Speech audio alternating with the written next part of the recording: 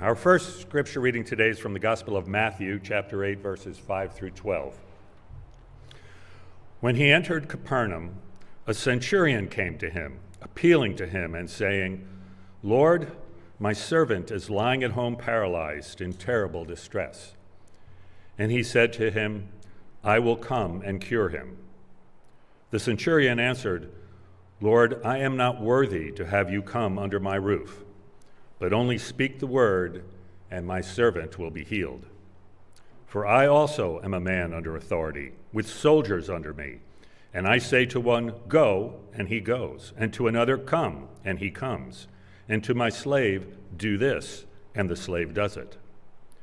When Jesus heard him, he was amazed and said to those who followed him, "Truly I tell you, in no one in Israel have I found such faith. I tell you, many times will come from east and west, and you will eat with Abraham and Isaac and Jacob in the kingdom of heaven, while the heirs of the kingdom will be thrown into the outer darkness, where there will be weeping and gnashing of teeth." Our second scripture reading comes from the Gospel of Mark, chapter 10, verses 35 through 45. James and John, the sons of Zebedee, came forward to him and said to him, "Teacher, we want you to do for us whatever we ask of you." And he said to them, "What is it you want me to do for you?" And they said to him, "Grant us to sit, one at your right hand and one at your left, in your glory." But Jesus said to them, "You do not know what you are asking. Are you able to drink the cup that I drink, or be baptized with the baptism that I am baptized with?" They replied, "We are able." Then Jesus said to them, "The cup that I drink you will drink, and with the baptism with which I am baptized you will be baptized. But to sit at my right hand or at my left hand is not mine to grant, for it is for those for whom it has been prepared." When the 10 heard this, they began to be angry with James and John. So Jesus called them and said to them, "You know that among the Gentiles, those whom they recognize as their rulers lord it over them, and their great ones are tyrants over them. But it is not so among you. But whoever wishes to become great among you must be your servant, and whoever wishes to be first among you must be slave of all. For the Son of Man came not to be served, but to serve, and to give his life a ransom for many." This is the word of the Lord. Thanks be to God. And if you're at home, you might grab a little piece of paper or something to write with. There's also a place in your worship guide so that you can write down the ways that God speaks to you in our time together today. So they're on the road to Jerusalem, and Jesus encounters some unexpected faith and unexpected faithlessness along the way. He uses one to address the other and foreshadows his death in the process. So we begin with a scene that features a very unlikely character, a Roman centurion. Now, Roman centurions, their job was basically to keep the order, and if so, use violence and force to do it in order to protect the empire's interests, the Roman Empire.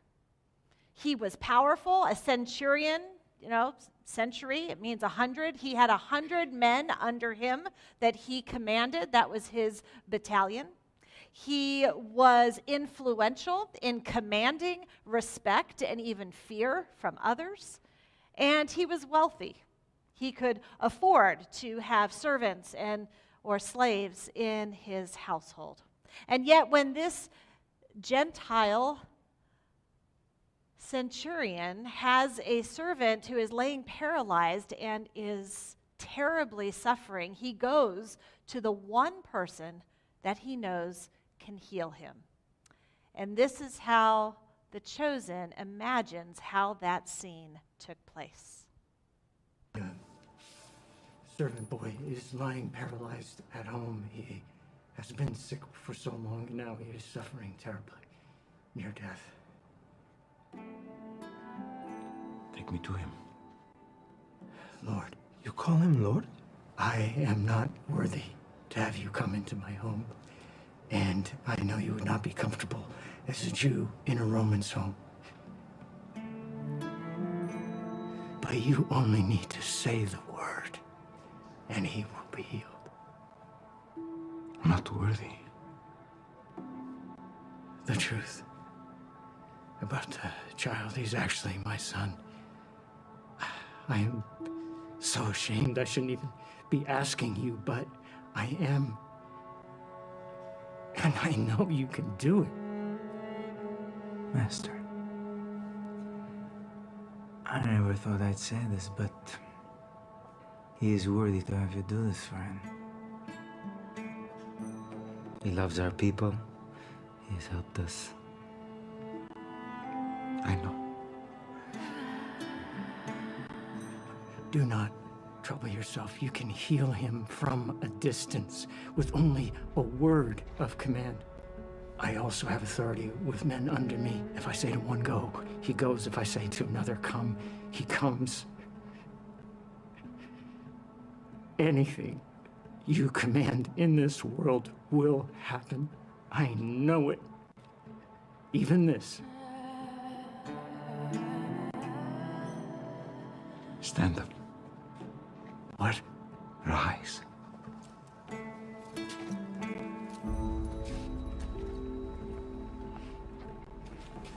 Did you all hear this, man? Truly, I tell you, with no one in Israel have I found such faith. I was rejected in my own hometown, and I'm threatened by the religious leaders of my own people, and yet this man, a Gentile, has more bold confidence in what he believes that I can do than anyone I have yet encountered.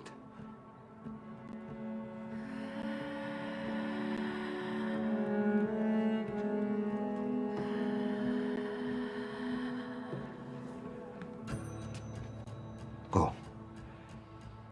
It has been done for you according to your belief. Thank you.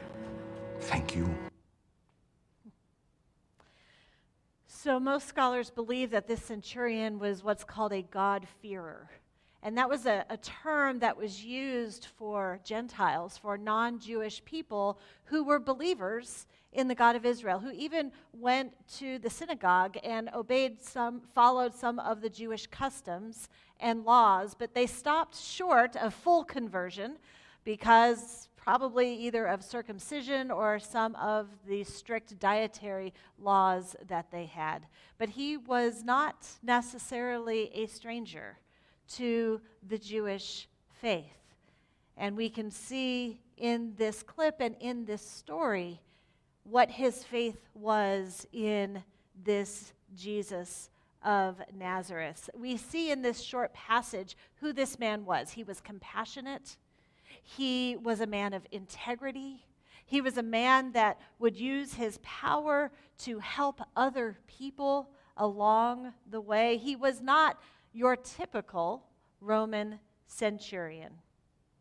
And so when he walks into this house and when he describes the situation and then he says, I am not worthy to have you under my roof. This man is humble. Not worthy? He has 100 guys that would be at his beck and call who would die for him or he could send into battle. He has the power of the Roman authority behind him. And yet, he doesn't walk to Jesus and demand a healing. He doesn't try to coerce it. He doesn't try to threaten him. He doesn't bring his 100 guys with him to try and intimidate Jesus. He goes alone. And he simply makes a request in all humility to please heal his servant. So we know from the very beginning this is no ordinary Roman centurion. So he begins by addressing Jesus as Lord. Not once, but twice in our scripture. Lord was a terminology that was used for someone who was superior, right? So even the Roman emperor was sometimes called Lord, but he calls Jesus his Lord. And it got the attention of the disciples, and it got the attention of Jesus. How is it that a centurion can call Jesus Lord? And again, after talking about his unworthiness, he says, "But only speak the word, and my servant will be healed." He has that much faith that whatever Jesus says will happen. The centurion's description of his own power is what leads him to believe in Jesus' power, because he knows that he is also a man who has power in that Greco-Roman world. But notice he starts with those who have power over him. He says, "For I also am a man under authority." He answers to his superiors and takes orders from them, and he recognizes that Jesus has someone in authority over him that he's taking orders from. Who is that? The Father, right?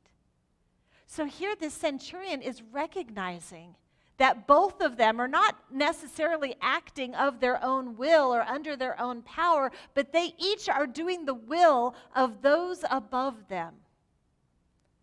They are doing the will of their superiors.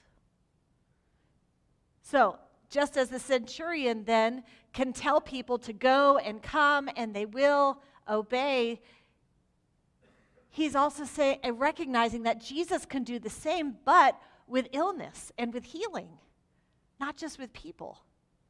Can tell illness to come and tell illness to go and healing to come, and they will obey. So Jesus has more power and authority than this centurion does.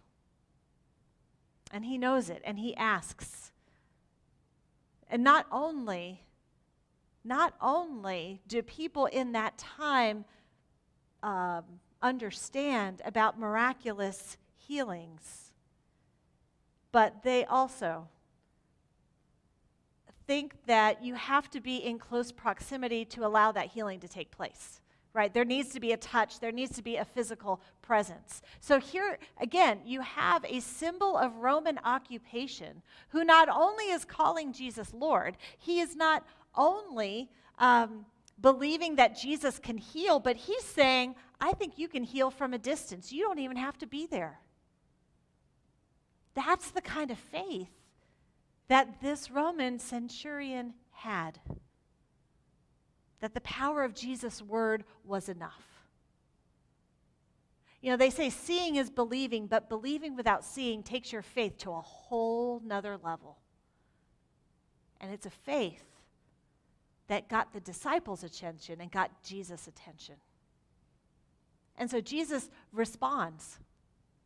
And he responds by saying something he had never said before and would never say again. He said, "In no one in Israel have I found such faith." And it says right there in Scripture, he was amazed. And I want to draw your attention to that because that's a big deal. When this word in Greek, amazed, is used, right, it's usually describing people who encounter Jesus. People hear Jesus teaching, they see his miracles, and they're amazed, right? Jesus is only amazed 2 times in all of Scripture. He's amazed at this point when he sees this incredible faith of this soldier, this Roman centurion. And the only other time that he is amazed is when he sees the faithlessness and experiences the rejection of his own people in his own hometown. The only time he's amazed in a positive way is when this military officer is actually listening to and following the teachings of Jesus. When this Gentile is putting his trust in a Jew. And when this Roman soldier has lessons, faith lessons to teach those Israelite insiders. It takes a lot to amaze Jesus. And the irony is not lost that the only one that amazed him in a positive way were not the disciples, not the religious leaders, of course, not even anyone that he himself has healed, but the only one who amazed him was a symbol of Roman occupation and someone that wasn't even Jewish. Faith comes through unexpected people in unexpected ways. People maybe like the centurion who had power and wealth and pretty much everything he could want in this world. And faith comes from those who have absolutely nothing that you wouldn't expect. Faith comes through the littlest of children, and faith comes through residents in memory care facilities. Faith comes through those who have never stepped foot in a church, and those whose lives and lifestyles we might judge as questionable. Faith comes in unexpected places through unexpected people. So what about your faith? I mean, do you have the kind of faith that Jesus would be amazed at? Do you have the kind of faith where you believe that if Jesus said something, it would happen? You don't even need to be there or see it to know that it's true? Do you have the kind of faith where you would put your trust in Jesus to heal the most precious, one of the most precious people in your life?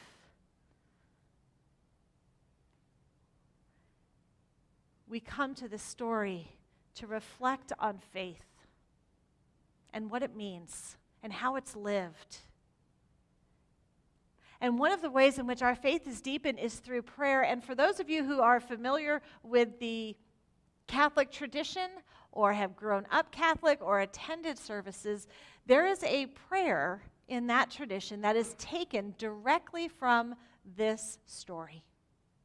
And it's often recited during communion.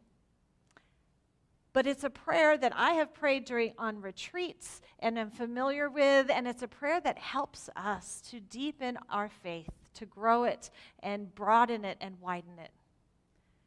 And so I want to invite you to join me in this prayer and maybe pray it every day as we remember what that centurion told Jesus. Let's join together. Lord, I am not worthy to receive you, but only say the word, and I shall be healed. Our worthiness does not come from what we have done, but what Jesus has done for us. And when we remember that and pray that in all humility, like the centurion, we too can grow in our faith. But as Jesus was amazed at the centurion and his faith, he was probably equally flabbergasted at the faithlessness of his own disciples. Unexpected faithlessness. Remember, they're on their way to Jerusalem, right? They've been together almost 3 years. The clock is ticking. They're only, weeks, maybe months away from arrival into Jerusalem. And there's very little precious time left. And yet, James and John decide that this is the perfect time to ask for places of prestige and power when Jesus comes into his kingdom. Well, this is how Jesus responds to that request. Are you able to drink the cup that I would drink? Or be baptized with the baptism with which I am baptized? Yes, we are able. We are the sons of thunder. We'll do anything for you. You don't even know what that means either. Tell us. We'll do anything. It means that when we go to Jerusalem, the Son of Man will be delivered over to the chief priests and scribes, and they will condemn him to death, and they will deliver him over to the Gentiles, and they will mock him, and spit on him, and flog him, and kill him. And after 3 days, he will rise.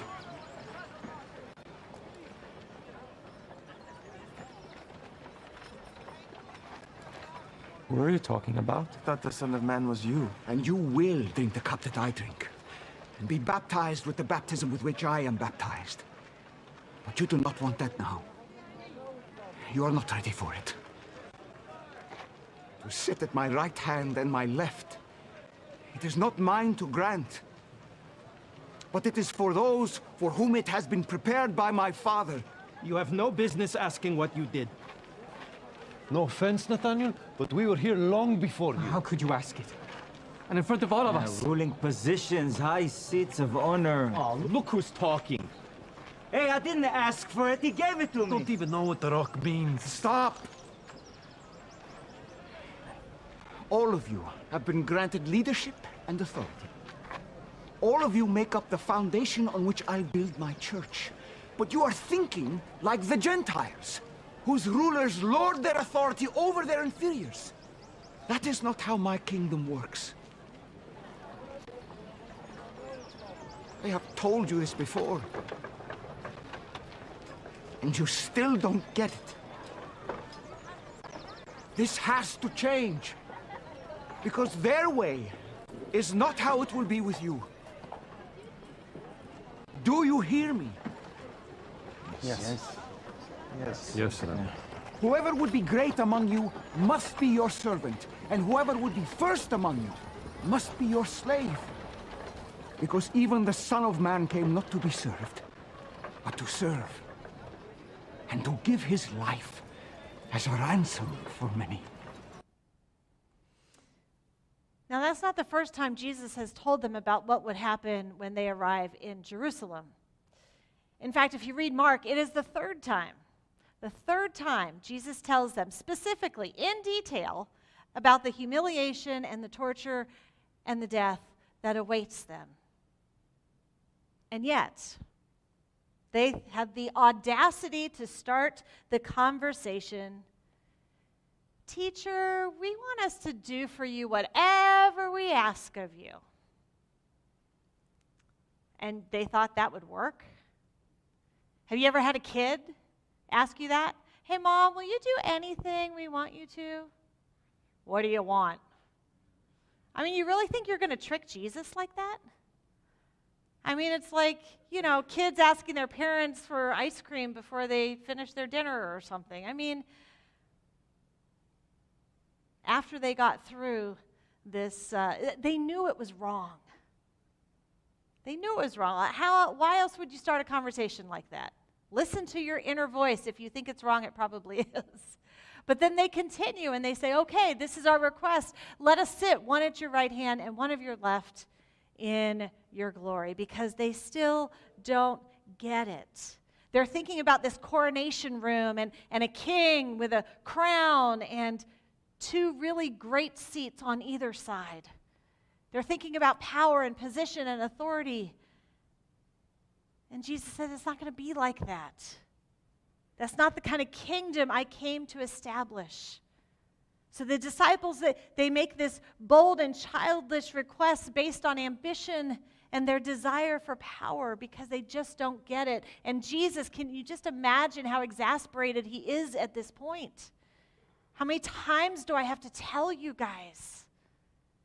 That's not how it's going to be. You don't get it yet. You don't understand what you're asking, he says. He says, can you really drink this cup I'm going to drink? Can you really be baptized with my baptism? And see, we know what's going to happen, right? We have the rest of the story. What is that cup? It's the cup that he prays in the Garden of Gethsemane. Please take this from me. I don't want to drink it. It's a cup of suffering. It's a cup of death. Are they able to drink that cup? Not when they go in Jerusalem, they're not. Not yet. They will at some point, but not now. And that baptism about dying and rising, they don't know what that means yet. But Jesus does, and he's telling them now so that at some point when they look back, they're going to be able to understand better. But right now, they demonstrate their cluelessness by saying, oh yeah, we can do that, having no idea exactly what it means. And Jesus says, yes, in time, eventually you will be able to do that, but it's not up to me who's at my right and my left when I come into glory. And again, we know what's going to happen. How does Jesus come into his glory? Through the cross. Who's at his right hand and left hand side when that happens? Two condemned criminals who are going to die that day with them. These disciples have no idea what they're asking. But we have the opportunity to see that now. Glory does not mean the kind of glory we think of in this world. It means a cross. And it's two condemned criminals who have the privilege of those seats to be at his right and his left. The disciples are hopelessly human and remarkably unremarkable. And that really should have ended the scene right there. They asked the question, Jesus gave the answer, we're done, except the problem is the other disciples overhear it and they get upset. And you kind of have to wonder, people argue, are they upset because of the request is disrespectful and inappropriate, or are they upset because they didn't ask the question first? You could kind of read it both ways. But the fact that they were arguing or bickering or they were at each other, and again, Jesus knows that they can't do this. They have got to stay unified. They've got to stay together. They've got to be able to trust each other, because as soon as Jesus leaves, that's all they're going to have left is each other. So Jesus brings them in a huddle. All right, guys, gather around. Come on, let's go. We need to talk. And he says, listen, he gives a side-by-side parallel of the kingdoms of this world and what leadership and power look like and what his kingdom is going to look like and how different that really is. And he says, okay, the kingdoms of this world, the kingdoms of the Gentiles, the people that they call great, they take their power and they lord it over others. The ones they call great are the tyrants. That's what this world says that power is. And the irony is not lost in English or in the Greek. That power in this world is people who lord it over, but people in his kingdom are the ones that call him Lord. And the tyrants lord their power to control and coerce and dominate. The ones that are considered great, whether in ancient Rome or today, the ones who are those leaders with that power, use it for their own benefit, not caring who gets hurt along the way. They want to make themselves great. They want to pad their own pockets. They want to know what they can get out of it, no matter who they have to step on. That's why Jesus was so amazed at the centurion, because that's what he was supposed to do. He was supposed to lord his power over others, but instead he uses it to serve and to benefit others. That's why it was so amazing, because he wasn't expected to call Jesus Lord. But Jesus says, that's the way of the world. That's not what I want. It's not going to be like that among you guys. I'm different. You're different. Following me is different than the ways of this world.